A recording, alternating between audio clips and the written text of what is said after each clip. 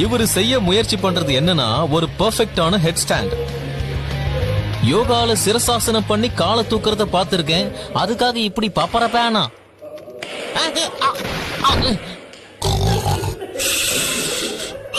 Coffee ரொம்ப நேரம் தூங்கிட்டேனா? Success. இது வரைக்கும் உலகத்திலேயே அதிக நேரம் ஹெட் ஸ்டாண்ட் செஞ்சவரு அரை மணி நேரத்துக்கும் கொஞ்சம் அதிகமா நின்னு இருக்காரு. ரைட்டு. நீ காலால நின்னா என்ன, தலையால நின்னா என்ன, நீ ஸ்டெடியா பேலன்ஸ் பண்ணி நிக்கிறதுக்கான சயின்ஸ் ஒன்னே தானப்பா. பெர்ஃபெக்ட்டா ஹெட் ஸ்டாண்ட் பண்ணோம்னா நீங்க உங்க கால்களை பொருத்தமான மொமெண்டமோட மேல உயர்த்தணும்.